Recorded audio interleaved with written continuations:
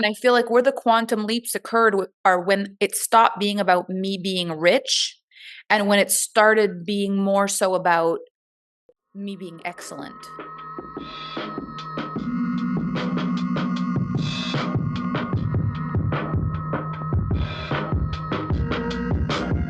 What is up, my fellow dreamers and soul searchers?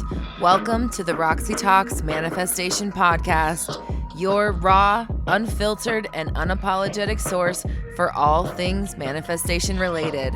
I'm Roxy Lee, and for the last decade, I have been researching and developing my signature 360 method, which combines behavioral science, quantum physics, and the law of attraction to help you manifest a life beyond your wildest dreams.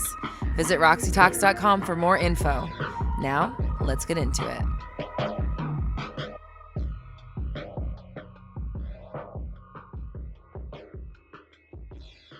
Hello, welcome to a very special episode of Roxy Talks. We have in the house Miss Melanie Ann Layer, who is the brains behind Alpha Femme, which is a brand that I follow and definitely appreciate and love seeing. Your content's very beautiful. Your words are very beautiful. And I know that you are leading an army of women trailblazers that are creating really cool stuff in the world. So I appreciate you being here.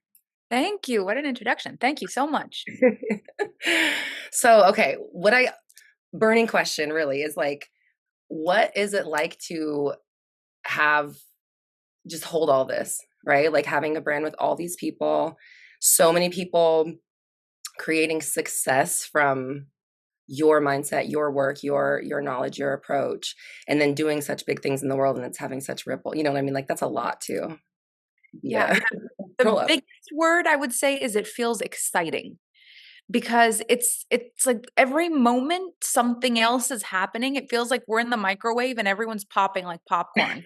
So there's just a lot of excitement. Like I'm getting a lot of messages and it feels like it's across all different kinds of like life things. People are getting married, meeting their partners, getting pregnant, they're starting businesses, they're hitting huge business milestones. They're doing everything.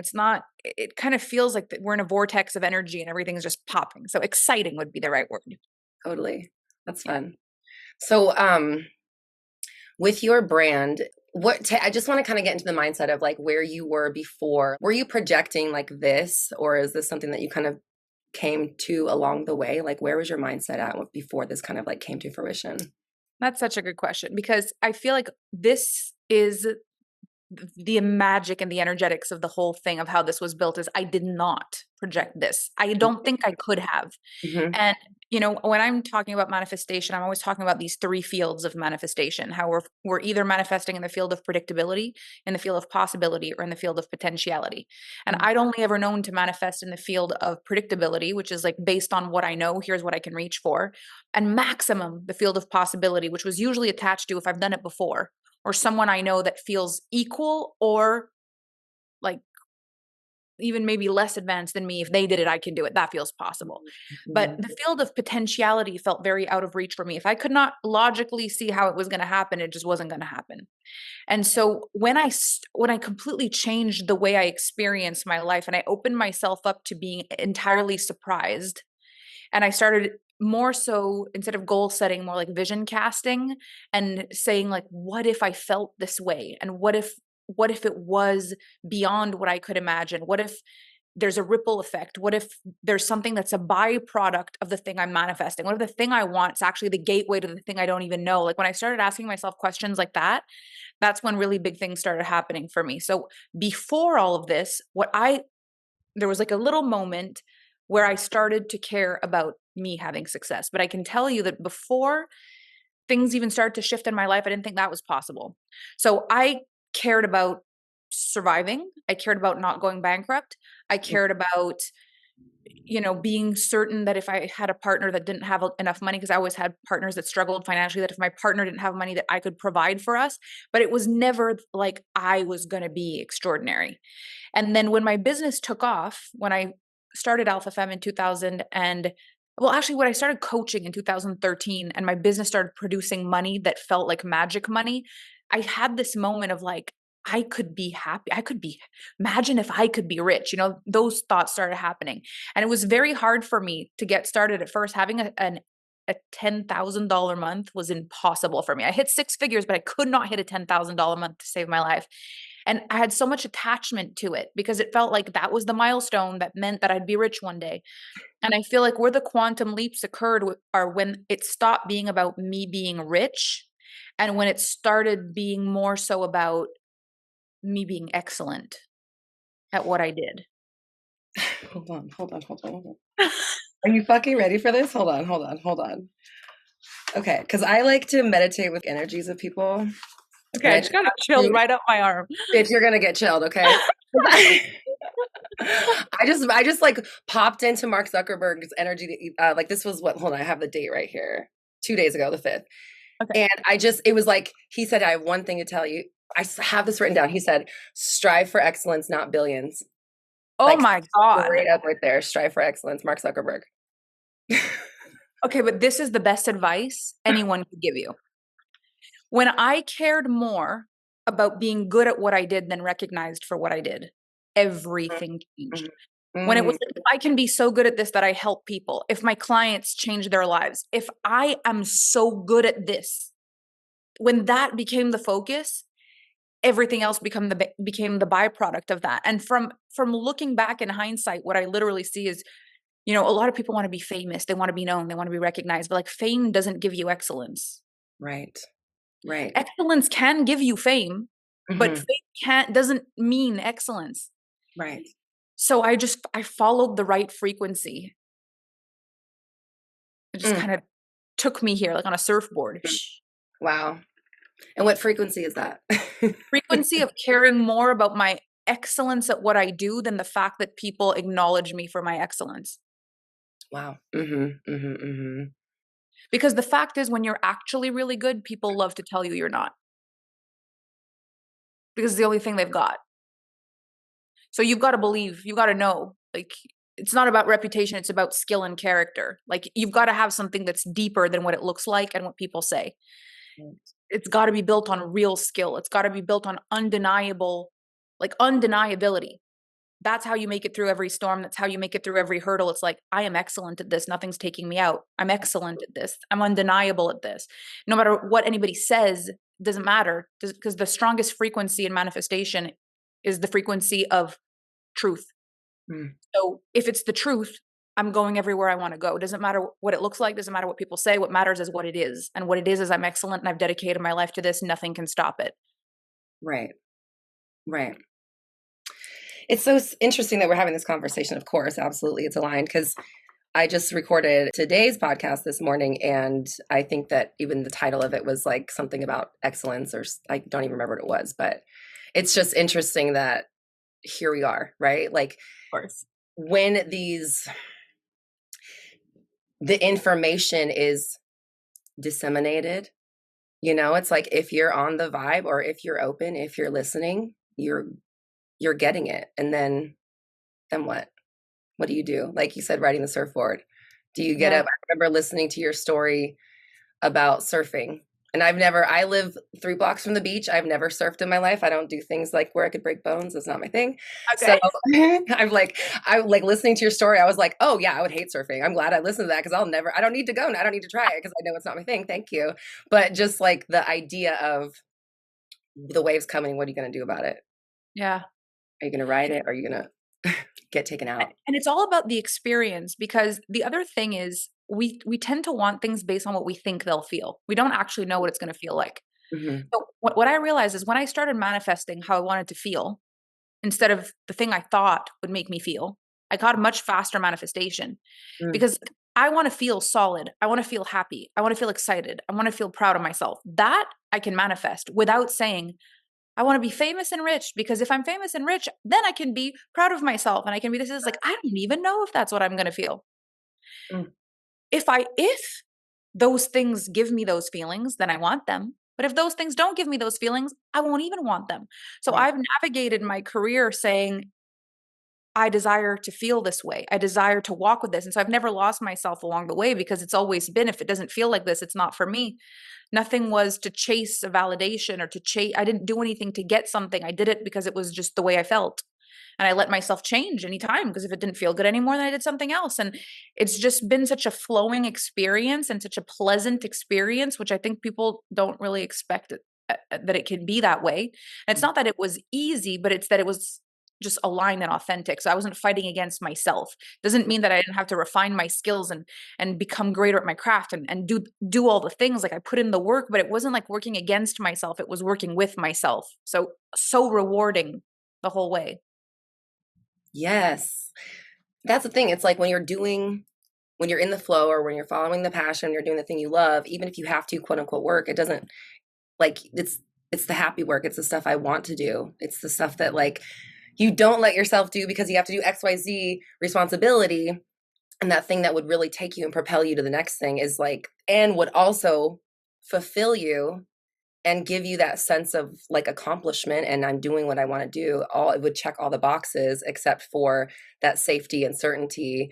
And I know the outcome of this box. And so we like put it off, or we run away from it, Yeah.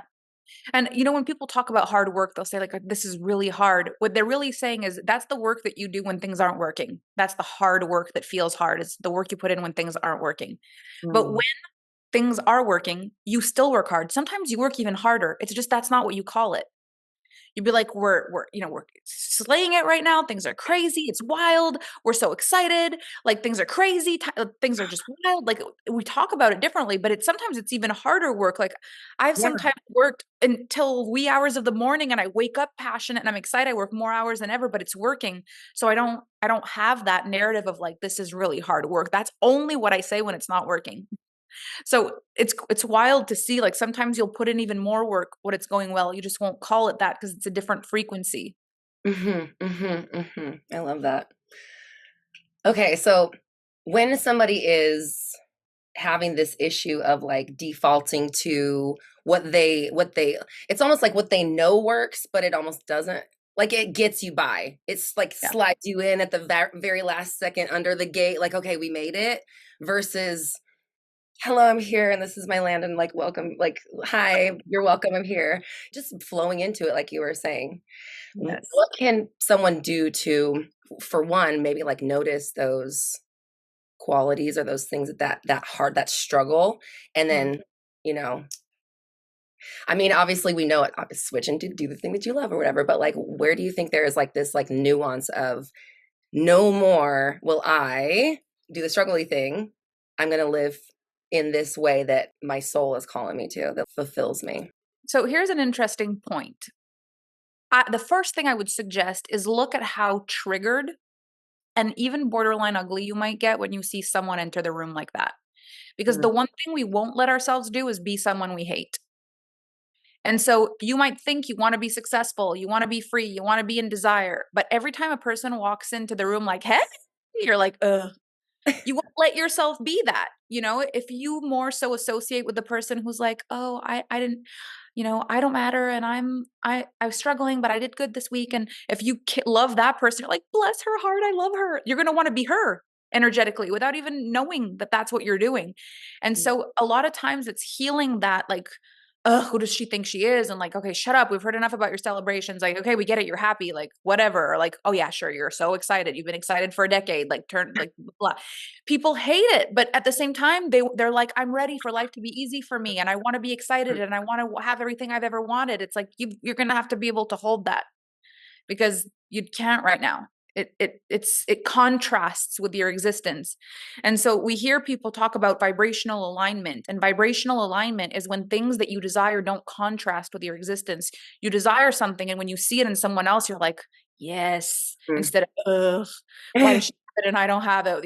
So annoying. Or so notice where the things you actually want are contrasting with your experience of living, of being alive, and just kind of walk yourself through that. Like, what else do I have in response to this person? If I want this is not my real response. This is what I do to protect myself from the feeling that I don't have that yet. I pretend I don't like that instead of facing the facts that I want that and I don't have that. Like, let me do the work on this. I think that would be a really great place to start. Yeah, absolutely. And just the piece about really holding yourself to it when the going gets tough, it's like that's where the difference is made, and that's where that change is made, and that you're softening that like that rough point so you can kind of like ease it. I'm a singer, so what I'm seeing in my mind is like when you're like working through vocal breaks and you kind of have to like ease into it where you really want to like punch through it, but allowing that flow is what's going to like make it come out like pristine and I love that. I love how different people, with different passions use different analogies to explain things, and they're always so on point. One of the things I love to talk about is like vibrational attunement when we talk about alignment and calibration, where it's like when you look at mentorship, not so much coaching, because coaching is a lot more cerebral, but when you look at mentorship, a lot of times it's like a tuning fork.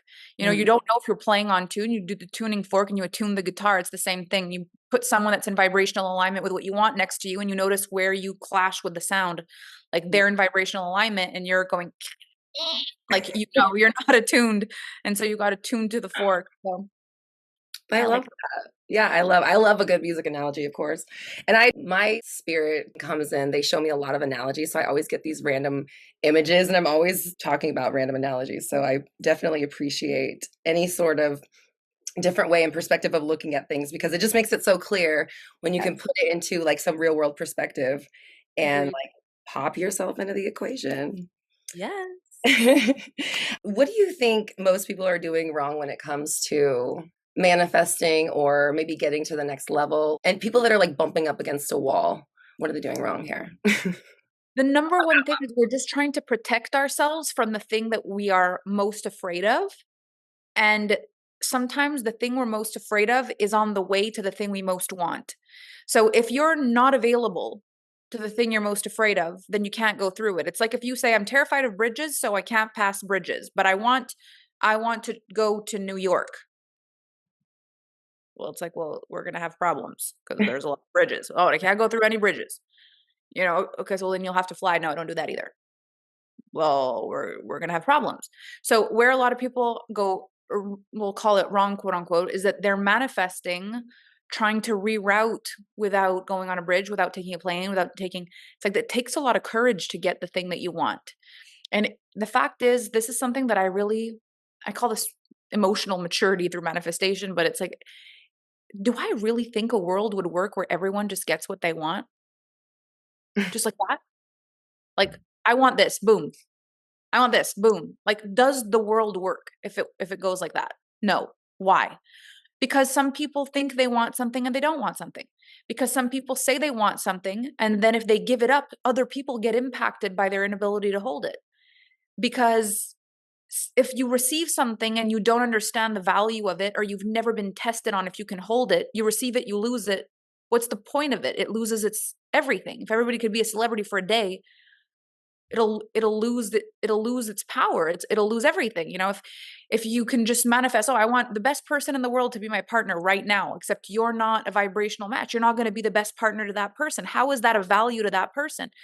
So when I look at manifestation and I'm like, the whole goal is that this is beneficial for me, for you, for us. If it is in a vibrational alignment for me, for you, for us, then it will be. And I see, and I know you love analogies, so this is one of my favorite analogies. I'm like, our life is a movie, and you're either going to have the most quaint movie that impacts your family and friends, like a home video that people love and talk about for forever, or you'll have a blockbuster production that the world talks about for generations. How many people does your story impact? How many people does the movie impact? Because that will increase the budget Right. and the quality of the actors and the quality of the people that end up in the movie. And so the more your movie is going to impact people, the more the easier the budget is, the easier the yeses are, the better the people that are attracted, because this production is going to impact the world. So when I started really looking at my life like I'm the gateway to something for the world, I started accessing world resources, not just personal resources, because most people are trying to manifest for personal gain. And there's nothing wrong with manifestation for personal gain, but I do think there's a limit. to what the universe will give to a single person that's not going to impact the world with their manifestations. And I think the more you care about your impact on the planet, the bigger the production, the bigger the budget, the bigger the names of the people that will be associated to your production. And that has ended up being the truth for me and for the clients that I work with, and anyone whose livelihood and lives that I can touch with this work. It's like, increase the storyline, increase the impact, and the budget will meet it. Mm-hmm. And the characters that fly in, like, I want to be in this movie. I want to be a part of this. You're going to get the blockbuster A-list actors that want to play in the movie because more people will be touched. Mm. Right at the end when you were talking, I just kept hearing the word altruism. How focused are you on the good you can do with the wealth, status, fame, money, power that you're manifesting, or creating? How could I not do the best of the best of the best with what I have when I know that I'm creating my reality? And if I want to see the best of the best in the world, I have to be the best. I have to give myself the best. I have to increase the budget, like you were saying. If you want the best movie, you want the blockbuster. Like Barbie, I don't know if you can tell I liked the movie. I don't know. I could tell. I don't know if you could, yeah. Like, has the biggest actors, this incredible budget, and it's such a good movie and great script and all of these things. And it's, winning all these awards, and it just becomes this phenomenon due to the love that is poured into itself. But they also made sure that the message would matter. Because I guarantee you, if they hadn't made sure the message was going to touch people, it would not have had the same actors, it would not have had the same budget, and it would not have had the same impact. So no matter how famous Barbie is, it doesn't have global impact unless it moves people or unless it moves the world. And a lot of people got the message and it did a lot of good. Of course, some people don't get it. That's the way the world works. But a lot of good was made. So a lot of money was made. So a lot of good actors were a part of it. So a lot of conversation is about it. So a lot of impact is about it. And that's how you create a big impact in your life. And I think the people who struggle with, am I worthy? I'll have a lot of conversations with people who are like, do I deserve it? And am I worthy? And I'm like, well, are you manifesting so that the world is better through you? Or are you manifesting so the manifestation ends with you? Because am I worthy of receiving everything and then it ends with me? Right. Or am I worthy of being the conduit for more impact, more beauty, more resources for the world, more love, more healing? It's not even about worthiness anymore. Right. It's about, like, what the fuck else are you going to do? I love that the way that you articulated it about, like, with it ending with you. That's totally the line. Am I more deserving than you? No. Are you more deserving than me? No. Are people that have nothing more deserving than people that have it? No. Are people that have it more deserving than people that don't have it? No. So there has to be an equal playing field. So, like, there's like this human level of deserving and all of this, like, patriarchal bullshit and, like, these mores and social norms that have been fed to us for years. And then there's this idea of, like, you're creating reality.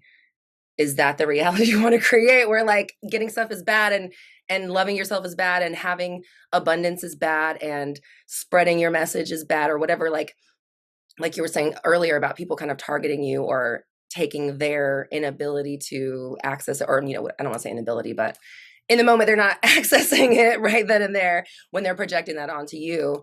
And I like that distinction that you made. It's like, this is not about you at a certain point. Once you really understand this game, it's about, like, how good can you make your world, because you are the only one doing it. Right. You're the one. And the beautiful thing is, like, if money in my hands is good for the world, then money through my hands there shall be. Right. If money in my hands ends where I am, the economy ends. Like, when I get money, I buy a bunch of stuff. I sit on my money. I don't spend a penny. I just want to keep it. I want to be cheap with the way I pay people. I want to spend the least amount of it as possible. I don't want to push the economy forward. And then it's like, of course, like, okay, let's look at these limitations of why you're probably not going to be a match for it. And for a lot of people, when you ask them why they want to manifest money, they'll say, because I want to feel safe. But the thing is, safe means hoarding money, and the universe doesn't love that. So for me, it's not about hoarding money. It's about building wealth. It's about every time a dollar comes through my hands, it gets multiplied. Every time a dollar comes through my hands, people get paid, people grow, people change. It's like money. If there's someone up there dispersing the funds, they know if it goes here, it's going to multiply.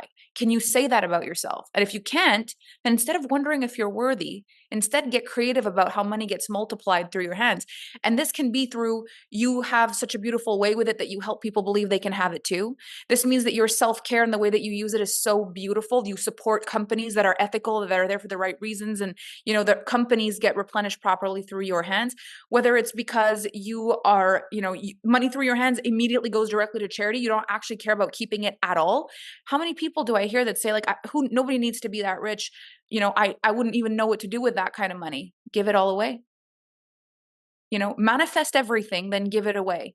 But until you've learned to manifest everything, don't decide it's bad to have it. Like, you get to give it if you've got it.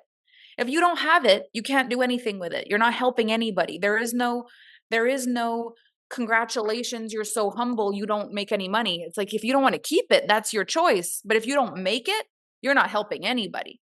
Like, if money through your hands is good for the world, that means I make an abundance of money and I don't keep any of it because I give it all away. That's amazing. But I don't make money because I don't think anybody, because it should go to, that doesn't work.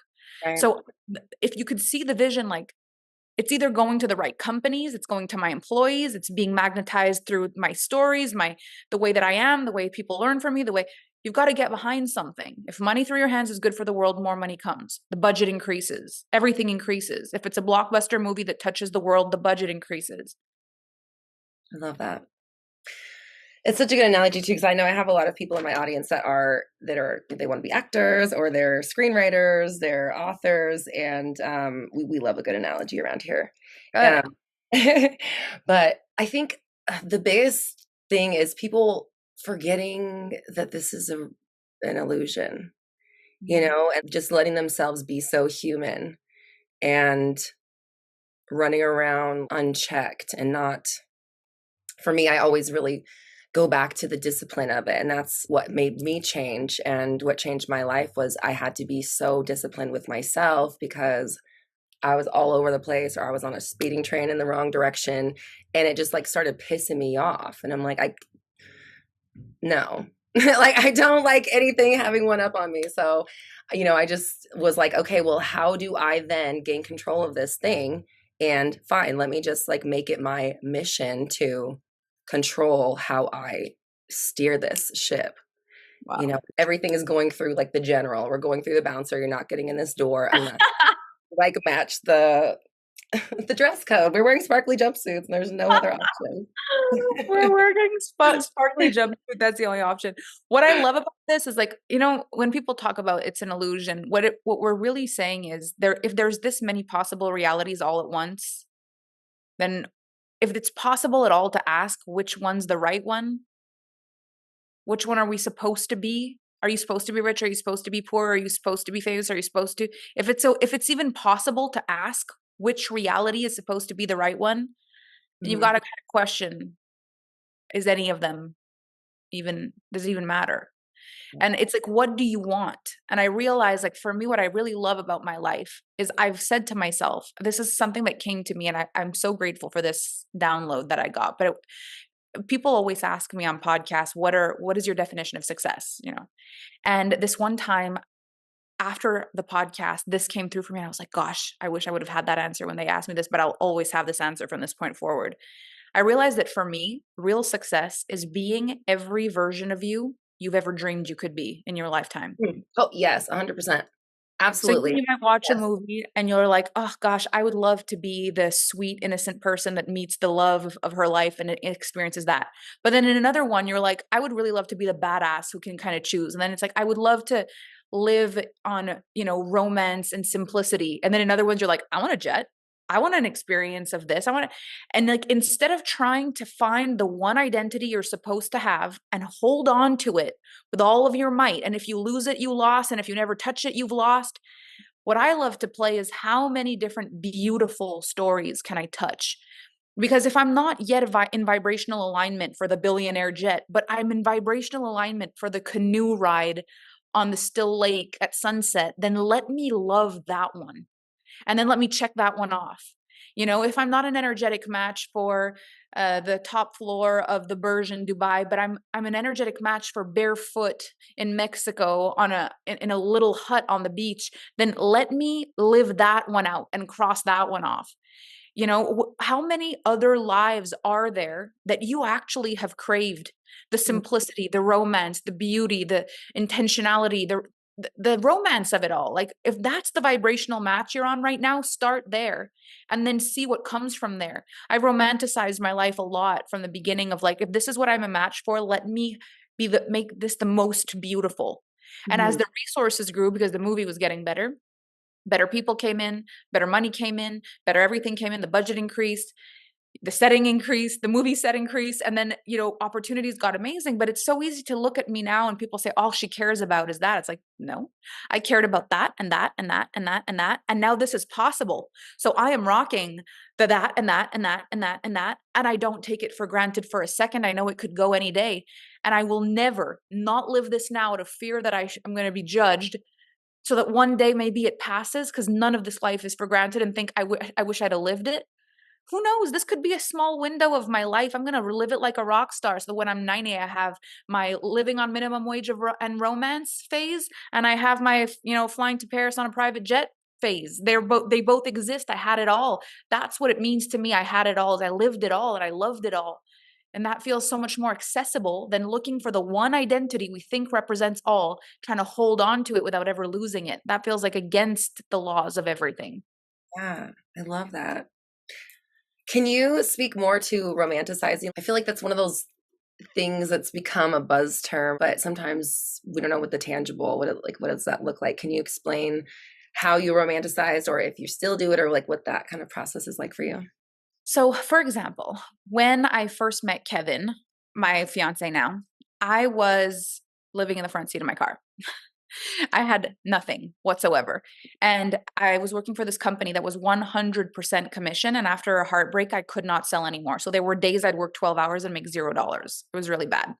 Mm. But and the thing is, I had helped my partner of 7 years end up, like, become the manager of that company. When I broke up with him, he fired me. So that's how I ended up working outside of my hometown, had to pay for hotels to even have the job. And then the hotels were costing me more than the work. And that's how I ended up going bankrupt. And so one of my friends at the time through that company was working in Toronto. I went bankrupt in Montreal. And she was like, I need you to come to Toronto and learn a product to come teach it to French Canadian people. We will pay for your gas. We will pay for your accommodations. We will pay for everything. I was like, oh my gosh, this is the greatest thing. I hadn't slept at a bed consistently for a long time. So I was very excited about it. And I went there, but I was making no money whatsoever. They were paying me a small amount to learn the product, since I wasn't going to be making as much sales since I was making nothing. So it was an upgrade for me. And I met Kevin in that context. Both of us were making no money at that point. But Kevin is from he's from Leamington. His family were, apple farmers, peach farmers, tomato farmers.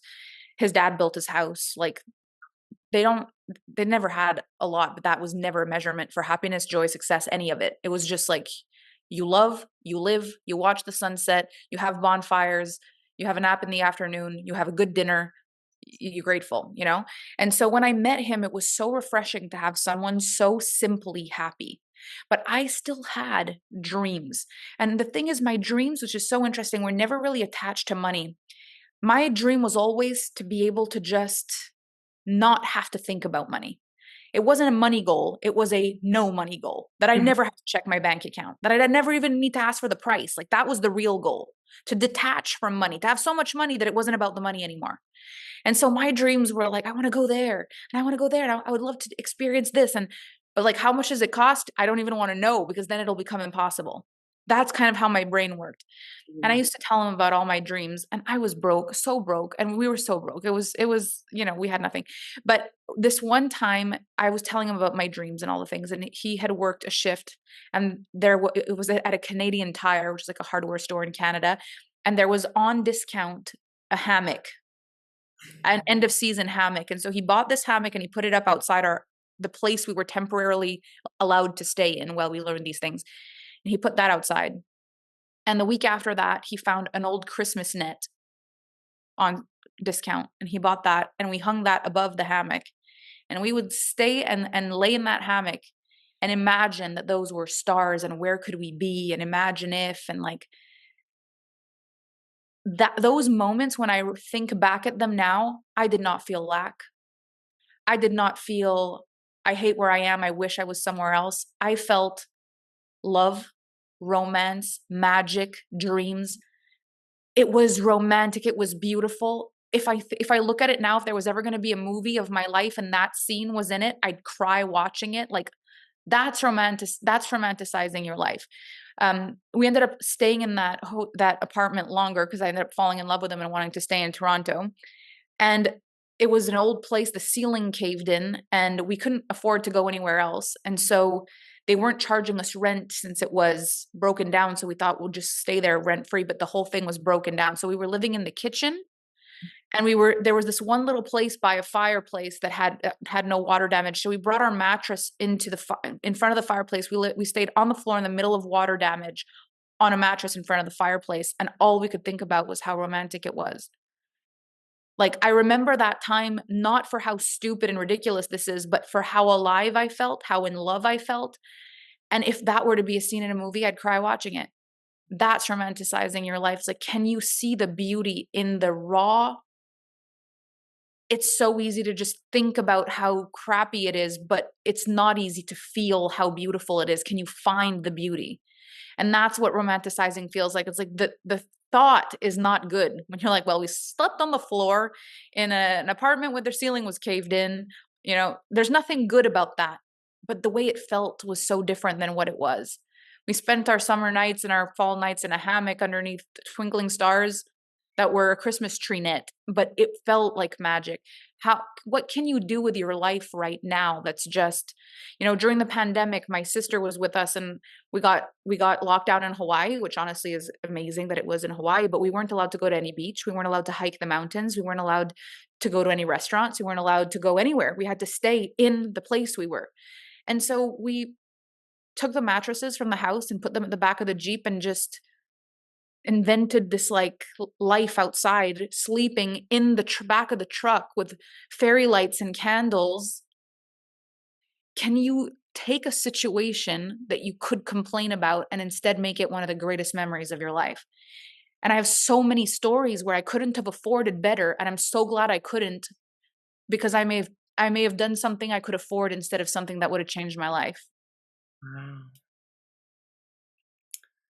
That's a pretty interesting lesson. And having life lead you to something like that, of just really truly understanding how to appreciate the now, how to have gratitude over what you do have, how to stop looking for the next gain or the next level or any of that shit. And just like you were saying, this is the dream I'm living right now. Let me just soak it up, because who knows how long I'm going to be here. This is the thing that I'm doing now, and let's just be all about that. And like, dreams magnetize dreams, manifestations magnetize manifestations. So if you can feel it that you're currently living a dream, the next dream's coming. If you feel it like this is a nightmare and you don't know how the dream's going to come, you're literally at two different addresses. Like, there's no computing. It's not the same station. But if you're saying like, this is the most beautiful dream, and I'm attracting the next dream, from dream to dream to dream to dream to dream, that's actually on the same frequency. I love that. Just dream hopping. Yes. We're just jumping from cloud to cloud, just going from each one to the next one. I love that. And the thing is, the contrast actually makes you feel more alive. Like, if all my dreams, even now, sometimes we'll just sit by the fire. We've manifested this incredible property during the pandemic because I'd been a digital nomad for 8 years. I'd never lived at an address. And when I was younger, we'd move every year. So I had never lived in a place more than 1 year. Sorry, the manifestation coach in me was just like, oh, tell me more. Well, so here's what happens. We had been traveling now for 8 years or so. I've never lived in the same place for more than 1 year. And now we've come back from Hawaii, and it's like, we can't stay in a hotel. There's no Airbnbs. We've got to buy a place or we have nowhere to live. And I said to Kevin, I'm like, I just don't know how we go from the entire world being my home to living between two houses on a street. Like, I don't know how to fit myself in that. I'll never feel home. And he said, well, you know us, we'll find something. One of the first properties we were shown is a 5-acre island in the middle of a river. I have to take a bridge to get to this island, and my house is this like mostly glass house on an island. And I was like, that's my house. So during the pandemic where we weren't even allowed to exit our house, we were just walking with the deer and the fox on our island and all that. So I manifested this island, but when we're in there, we see the snowfall. We put logs on the fire and we sit. I light a candle and we just sit and we talk and we listen to like jazz music in the back. And sometimes we literally will have mac and cheese in our huge house. Mac and cheese and Moet Chandon is our favorite thing to do because it's just such a contrast. I can Moet. And we're just like, this is insane. But the simplicity of the candle and the fire and the mac and cheese, we did those very same things in an apartment. We did those very same things. Those things they just changed houses. Yes. So sometimes that's the shocking thing is like, even if you had so much more, you wouldn't be so much more different. So if you can be great now, you'll just project great onto rich later. Great and broke or great and rich or great and whatever, like just be great no matter what and watch the reality shift. But I love all of our little moments. And we still sometimes pull the mattress in front of the fire. We ended up, when we bought that house, we had no furniture and all the furniture stores were closed. So for the first little while, we just slept on a mattress in front of the fire. We loved it so much. We stayed there for 2 years. It just reminded us of the good old times. And it's like, I was a multimillionaire. I slept on a mattress on the floor in front of a fireplace because it felt like something that meant something to me. Can you feel your life? Manifestation, I think, is attached to feelings. So if you're feeling like it's not enough, then you're attracting not enough. If you feel like it's beautiful, you're attracting beauty. If you feel like it's extraordinary, you're attracting extraordinary. How much of the beauty and the extraordinary and the mind-boggling and the love and the depth and the connection, and how much of that can you live in, regardless of what you have, and attract more to increase the budget, to increase the value of the set, to increase the value of the artists that are playing in your movie, to increase, because that's all we're really wanting. Better friends, a better backdrop to have our parties, better quality champagne and better quality conversations. So it's all about the budget, the people, the vibes increasing. We're not going anywhere sideways. We're just raising the bar. That's so interesting. You said that because yesterday in my meditation, I have a very strong meditation practice. It was so life-changing for me that now I'm like, I will never skip a day of meditation ever again because I just can't. Oh, it's 444. It's just like a dedication I've made to myself. Like we brush our teeth, we meditate. There's just no exception, which it's just something you do. So in my meditation yesterday, I was just tapping into like my billionaire self, and I'll like go and talk to like the selves that I see in my future or where I want to go. And what it boiled down to was, why is that why do I have this idea of having unlimited wealth, like you were talking about, or just having this so much that we don't question it, we just get to do. And the answer was because I just want to make cool shit. I make cool shit. That's what I do. I like to create. I like to do cool stuff. And like the more I have to create with, the bigger the budget, the bigger the reach, the more the impact, the more people. And so it's like, well, of course, I absolutely better be. And so tapping into that energy now, I'm still going to be the person that makes the stuff. I'm still going to make the same things. I'm still going to create in the same way. And just your story is so interesting. Like my husband and I, when we were going through our phase where we didn't have anything, we made a photography business and we would shoot and make video. And that's why like my branding is always on point, because I started out as a photographer with nothing but a cheap camera and a couple lights that we bought from Home Depot. And we mastered what we do. So it's like anything that's production wise, and then music, same thing. I make my own music and I do all these things because I had to figure out how to do it on my own with nothing for free. And it's for the love of it. And now I get to expand the budget. And, I always tell people like with their business, do a business that you love, because my microphone, everything that I use, it's a tax write-off. My camera, the camera that I would love to have as a photographer, I just film my videos on that. No big deal. It's just that because it is my business. I get to be that. And then creating this lifestyle around, like you said, romanticizing, just being who you are. And if you are, I want to sleep by like when you were talking about your husband and you on the I keep thinking of a bearskin rug is what I was thinking of. You guys on your mattress. And I was just thinking about you guys like on a bearskin rug, just, just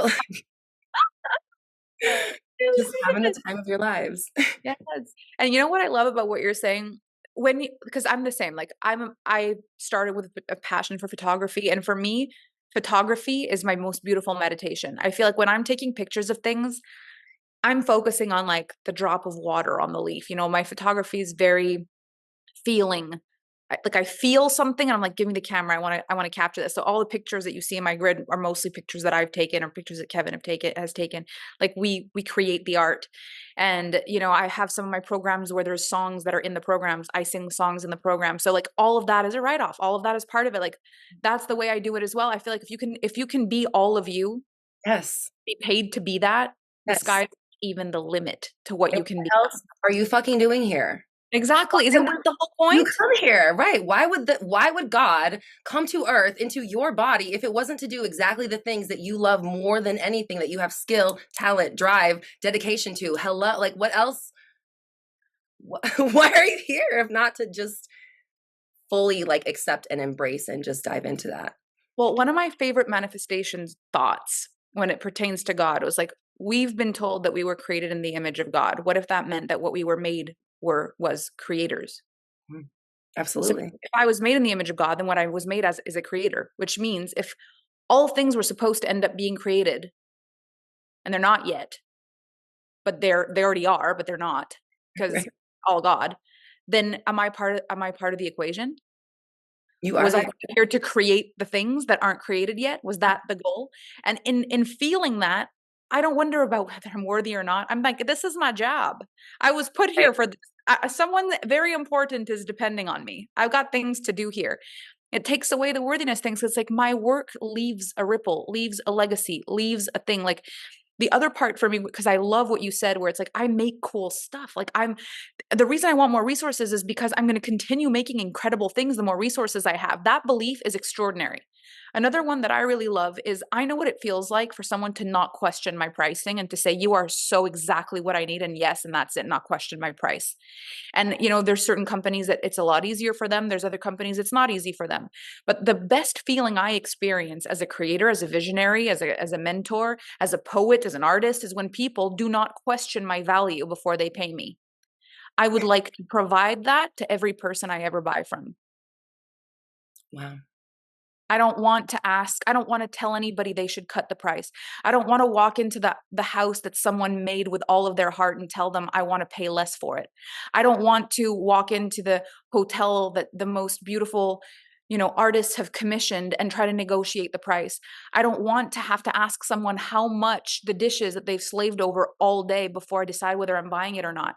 I don't want to ask anybody what their value is and decide whether I agree or not. I want to say, I love this. Yes. I love this. Yes. This is meant for me. Yes. And I don't want it to be about the money. And I hear so often, rich people are all about the money. I have actually found that the richer you really get, the less it is about the money. When you're rich in all the ways, because rich just money wise, you're not rich. But when you're rich of everything, that's when it stops being about the money. Your friend needs something, it's yes. Your family needs something, it's yes. It's Christmas morning, it's yes. You're taking your friend out for her birthday, the restaurant, the prices, it's yes. It's yes when it matters. That's what wealth is. That's what rich is yes when it matters. And it doesn't, and you never question the value of anyone or anything. And if you can see how valuable that is on this planet, people can start doing what their soul calling is and are never questioned for their value. Can you imagine if that's what money in the right hands can do? That's amazing. Just understanding the mirror aspect of reality, to never question the value of something else means your value is never questioned. You never question your own value. You are not sitting around wondering, can I, can't I, should I not? It is just, like you said, yes. I love that. Yes, and yes, and yes. And the energy of when you said, once you get to this certain amount, it doesn't matter about the money. It's that yes thing. It's the excellence of reality, again, like what you're talking about. And that can be happening now, no matter where you're at, focusing on that yes of life Yes.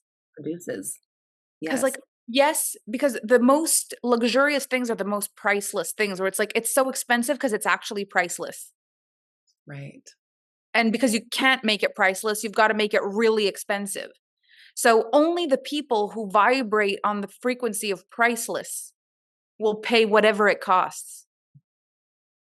So wealthy isn't how much money you have. It's if you vibrate on the frequency of priceless. In that case, you stop asking yourself if you're freaking worth it. What does that even mean? You're Right. priceless. Your art is priceless. You are priceless. Your everything about you is priceless. And so is it about me. And so does you. And so does the companies and the artists and the visionaries and the people. And the price is just something society tells them they've got to pick. It doesn't mean anything. I believe in vibrational alignment, and I believe into having the amount of wealth that allows me to say yes because I value people and their craft. And I think everyone deserves a vibrational yes that is not corrupted by money. Because Mm. yes, I love this, but I can't afford it is not a yes. It's not clean energy. Mm. And it's not about just having everything. That's also lack. This is another a really powerful manifestation thing that I realize. There's a difference between having anything and having everything. And I think a lot of people mess up, quote unquote, based on the question you asked me before, because they think one day I'll get to have everything. But you never get to have everything. Even Elon Musk that wants to start life on Mars, everyone's telling him what else he could do with that money because he can't do both. So even when you have the most money of anyone on the freaking planet, you'll be faced with choosing. You've got to get great at choosing. You've got to Mm. get great at choosing and loving your choices and saying, if I can have anything, what do I want to have today? Instead of, I can't have everything, so I'm in vibrational lack and I'm frustrated and there's no point and I wish I could have everything and one day I'll have everything. It's like, there is so much you can have today. Get good at choosing in vibrational alignment with the frequency of anything and watch your life change. Yes. I love that too. And I had to have this realization with myself because I grew up, it doesn't matter, but like with my story of with spending money, I noticed I would not spend money on the things that I want, that I truly wanted, even if something was just like a little bit more, or let's say it's like 20 bucks more, or it doesn't really matter what it is. I would not get that maybe through childhood and like, oh, let's get the cheaper thing, we get what's on sale or whatever. I remember my dad one time took me school shopping at Burlington Coat Factory and he pointed to I don't want to say, I just realized I'm like throwing my dad under the bus. Whatever. My dad was a musician, okay? He did what he did. We survived. But he pointed to a sale sign and he said, that's your dad's favorite word. Use it as often as possible. And it's just like one of those things that like stands out in my mind. So I realized that I would do this thing where I would see the thing that I really want, but it's maybe just this much more than like the appropriate amount or like the regular, I don't know what you want to say, the normal person version of something.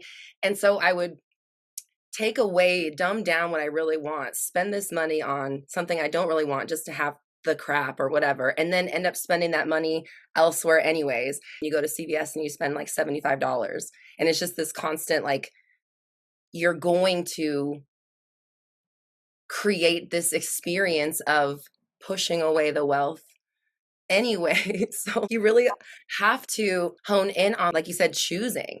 And for me as a manifestation coach, my thing is every thought is a footstep in a direction to a certain path. So if you can choose thought after thought after thought after thought, then we have, like I said earlier before, that control and precision of where we're going. So if you can pick anything and you can control your thoughts, which you can do, both of those things, pick the thing you actually want to experience, whether that's with your money or the partner you're with, or how you feel about yourself, or the clothes you wear, or how you conduct your business, or carry yourself into rooms, or the people that you surround yourself with.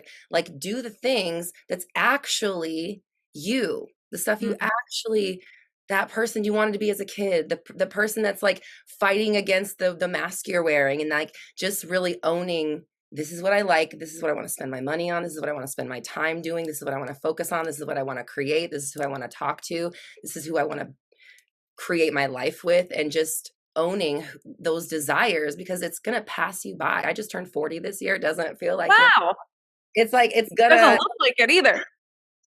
but like either way, like it just goes.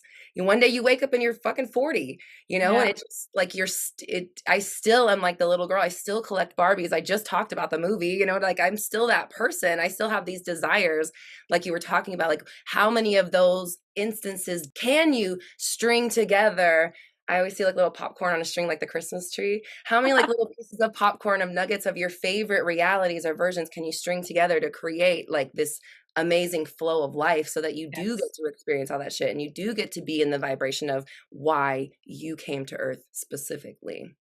And there's something very interesting also in the story that you shared about, your dad, this musician at this point, who's like, sales my favorite word and use it as often as possible. Sometimes there's also our interpretation versus the vibrational alignment of a person that sees something in a different way, because there are people who genuinely feel, this is their truth, if I buy when it's on sale, I can have more. Mhm, And they see cheap as abundance. So it actually works for them. mhm, But hearing my dad's favorite word is sale could create, especially for a little girl, the feeling of, in order to get my dad's approval, it's better if I don't buy the thing I really want, but I buy the thing that's on sale, which is mhm. not really what he wanted you to take from that. He probably thought if we buy on sale, we get more. Or, it's easier for us to have ease in life if we choose things that have that sign on it. Like, he created a reality that made it work for him to live by his passion and to say yes to as many things as possible by picking that sign. But for you, it wasn't about living your best life and saying yes to as many things as possible. It was about making sure that your dad valued your choices. And so after that, it's like, and for us, especially like women, the masculine impact, like whose respect did we really want? A lot of times it is our dad, you know? So it's like you grow up making choices that are like, my dad would be proud of me for this choice. And it isn't even about what I deeply want. But it ends up making me happy in a weird way because I feel like I'm making my dad proud. One of my weird things is my nails. When I was a little kid, I used to bite my nails. You have nails too. When I was a little kid, I used to bite my nails. And one time my dad said to me, "Do you know I used to date the most pretty girl in school, and I asked her to go to dinner with me, and I realized when we were at dinner that she was biting her nails and I never took her on another date again." I stopped biting my nails. That day you're like, "Mm." I was like, "Never again." And I always take care of my nails. And I know that's where it comes from. And I'm like, I'm keeping this because it's something I do for my dad. And whether he even cares or not, it works for me to do it that way. And so there are things like that. And then there's other things I discovered throughout my journey that I'm like, I do this for my dad. And I don't even think that's what he meant. And I don't think he'd even be happy to know that I do this for him. And I'm putting this down. And so sometimes it's like, I will always do this for my dad because it's our thing and it matters to me and it helps me and I like it. And other times it's like, I think I could put that down now because that's probably not even what he meant. Yeah, yeah, I love that. Yeah. So fun. Yeah, and it's funny that you said that about the masculine thing too, because I realize, I'm very much even your story about your husband is similar to my husband because my husband is just like chill. He's like just fine all the time. I'm like, what is that? You're just happy? Like, what do you just wake up and you're okay? Like things happen and you're like, you don't care. Like, what is that like? What is it like to be not fighting against the fucking current of who you really want to be? Like, I have this rage lady that's like ready to come out like all the time. So it just having that person to anchor and to balance and to show you that simplicity of just like I'm just fine and like that doesn't matter and not stoking the fire which maybe other partners have in my past but just the idea of I am such the daddy. I retired him in 2020. He takes care of me. I'm doing the work. I'm running the business. It's so funny that we do that as what were you saying as female entrepreneurs? Is that what you were saying? You noticed it? Well, just women tend to have, especially women who have that very like little girl connection. When you have a connection to being that little girl, it tends to last longer, the dad connection. That's so And interesting. it's not about putting it all down. It's just there Mhm. comes a time where there's things your daddy shouldn't know, and there's things your daddy shouldn't be a part of. And like on the day where you step into that womanhood, there's a lot of shedding of that little girl identity. Some of the biggest pains is like that safety of having that little girl and the daddy dynamic, but there's things you can keep in honor of without it being in blind spot with, because there's such a difference being being navigated by a subconscious frequency that's not even necessary versus doing something that serves you, like doing my nails and having beautiful hands, part of my signature, and it's because my dad. Like, this is an homage to my dad. It always will be, and it's a beautiful thing. But if it didn't serve me and it was because of my dad, that would be a disservice to both of us. That's when we've got to learn to put it down. Mhm. I love that. Yeah. Yeah. Yeah, we're so similar because my dad's a musician. I said I'm a musician as well too. So I very much grew up just wanting to be like my dad and around him and following in his footsteps. Um, it's so funny when you look at who you've become and all of the breadcrumbs and the pieces, the footsteps that led you here. And it always trips me out how much we're just the same person, but almost like with a bigger backpack or something. I've always been like this. I've always just kind of naturally been curious and precocious and out there. And I'm still that person. And I'm just kind of living out the ability to do what that young girl wanted and Yes. like thought And the after. crazy thing is you'll be a billionaire with all the same qualities, with just more friends to wow and more people at the party. You know what I mean? Like it'll be the same thing. And I think sometimes we cut off the possibility by thinking the next step we need to change. Instead Mm-hmm. of looking at what are the best parts about me that I'm keeping and I'm taking that to the top. Yes, yes, yes, yes. I love that. Yes, some things will fall off, but it's not my job to figure out what I'm leaving behind. I'm going to learn that as I go. What I want to know is what I'm keeping, what I love about me, what makes me feel like I'm closer to the greatness already, that shows me how far I've come, that I can celebrate myself for, that I can love myself for, where I can see how valuable, how beautiful, how unique I am, how the world is better from me being here every day, has been, will be even more. And I walk with that and I remember that and I vibrate on that frequency. And then more comes, the budget increases, the quality of the actors, the A-listers, the Hollywood budget, everything follows me around. The opportunities, the magic, the stories, they find me because I'm taking all the best parts with me and I'm trusting if something needs to be let go that I'll be fine. Yes, yes, I love that. And that you just summed it up so well. And I love hearing the mindset that you are really maintaining. You know what I mean? Because it's easy to slip into who you were Yeah. and go back to that person because they're still there. It's still a part of you and your journey and your story, but to really just be so dedicated to I'm going to live my life in this way. I'm going to experience life in this way. I'm going to take whatever happens to me in this way, no matter what happens, because I'm going to keep the momentum going in the direction of my choosing. And I love that energy. I appreciate you so much for spreading it all over our podcast today. It is my absolute pleasure. At the end of the day, it's the movie of our life. It has to stay true to who we are. We can add bits and release bits, but the storyline has to stay congruent with who we are. We're not supposed to change everything we are to be a good movie. We are a good movie. Like, how do we pull in the best energetics? How do we increase how much it matters? But we're not supposed to be better. We're just supposed to touch more people through what we're doing. And if you know you matter, you will do that by default. Mm-hmm. Absolutely. I love that. So, where is the horizon heading for you now? You've already achieved so much. What is next? Well, my favorite thing, and I realized this throughout the growth is the best part. So any milestone you give yourself, it's only great the minute you touch it and then you already have something else. So after I realized for me, it's the walk of evolution. 1 foot in gratitude, 1 foot in desire. 1 foot in gratitude, 1 foot in desire. So it's the excitement of, what if another greater thing comes? The joy of how incredible life is right now, the fulfillment of what I've actually done with the "Oh, holy crap, this is just the beginning" feeling. And who knows, because the sky isn't even the limit. It could be anything. Like, I'm not putting a cap on it. I could never have imagined we would do what we did. You know, I'm doing a master class right now called The Great Leap because I realized 2020, we're now 2024. This is a leap year. The last leap year was 2020. I made $75 million in 4 years from nothing, absolutely nothing. I went from having no audience, like nothing, not no one, like zero people, to being able to fill thousands of people organically in a masterclass. I went from having no brand to knowing exactly who I am and what I'm about and and so what can you do in your life? What could happen? And what does it look like if you go in with that kind of curiosity? It doesn't define me. It doesn't matter. It doesn't matter.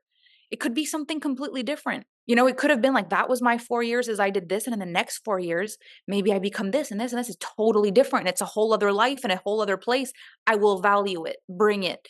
Like I'm excited to see, and I don't need it to be something for me to value it. I'm excited for it to come and I will value it. So I'm just excited to see what's next. I love it. So that is the energy listeners out there. Big Dear dream listeners, energy.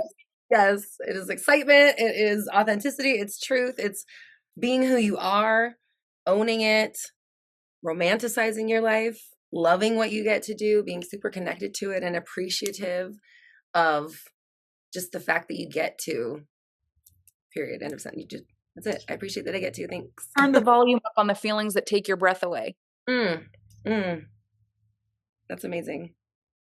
Good. So where can we find you and your masterclass is coming up? Well, the best way is always through social media. So like be my friend on Facebook, follow me on social media, because the craziest thing is I still don't have a website after all this. I still do everything through organic connections through social media. So I have an Alpha Femme account, Melanie Ann Layer account on Instagram.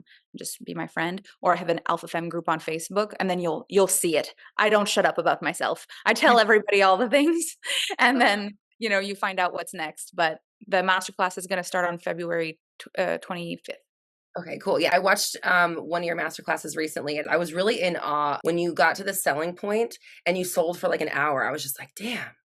I could see obviously like the passion you have behind your work, and it was just really interesting and inspiring to be like, okay, so we're going and we're selling and we're selling and we're talking about it, and we're gonna, like, the way you brought it back to your product and the way you answered your questions, and it was just very cool to see you be so unapologetic about what you're doing and the fact that it's going to change your life if you're in here. What are you doing? Like, you have to be in here if you want these results. I mean, you don't have to, but if you want these results, they're in here. And Yeah. Well, this was one of the things when I first started my journey that made me feel super uncomfortable was most people told me to not tell my prices up front Mhm, and to like I don't want to say be sneaky, but like don't be upfront about anything. And I was like, that would turn me off immediately.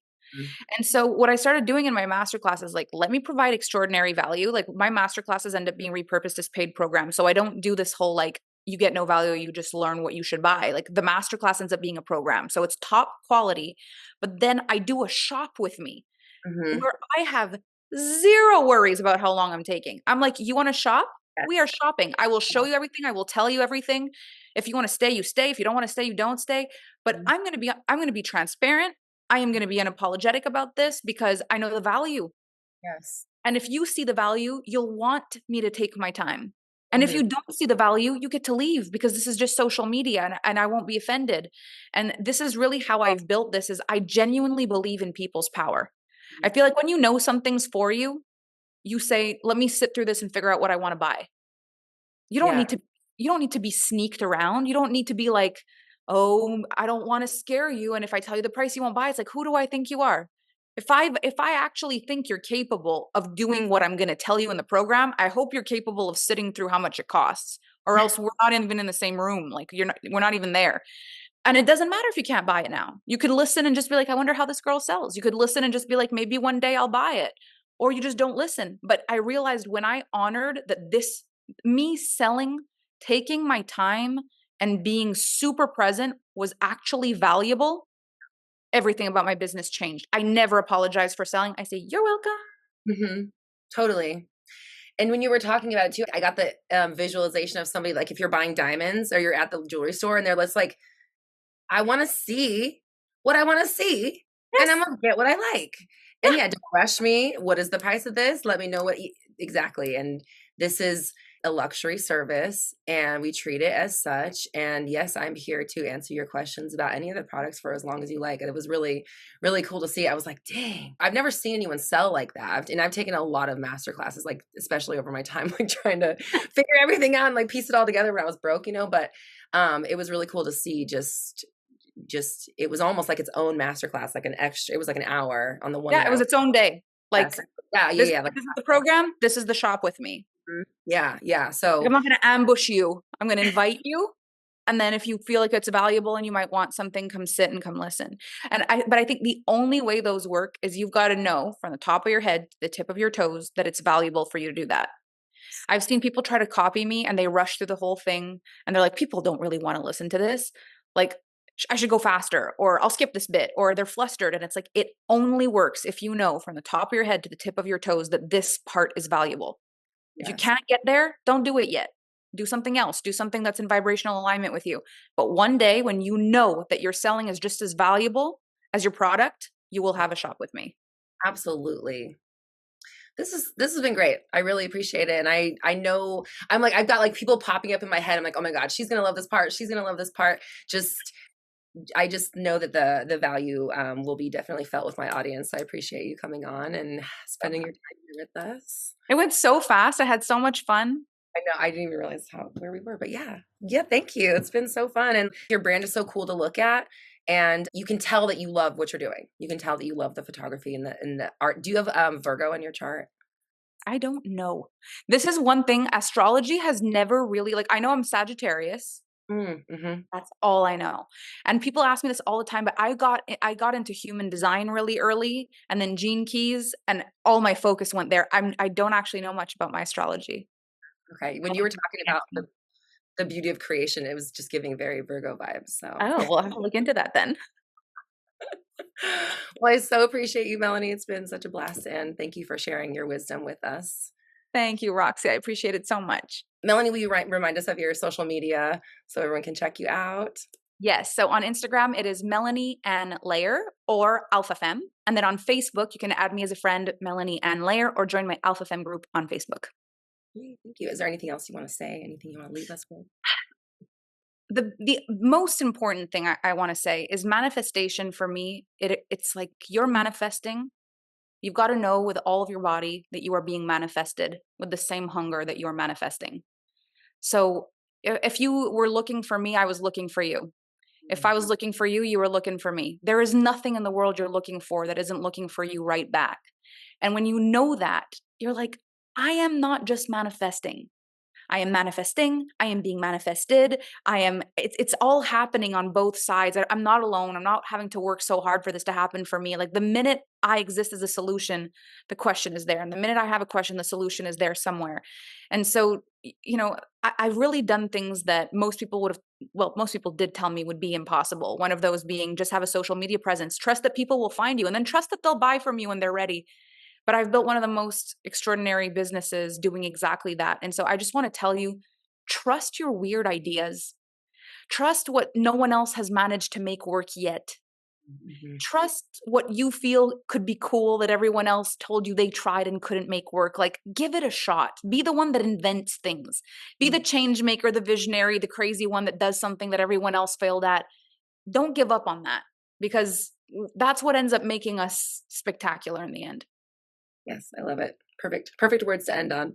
Thank you. Thank you so much. Thank you. So great having you, and appreciate you, everybody here. We're all raising our vibrations together. You have the power. I believe in you, and I'll see you next week. Thanks for tuning in.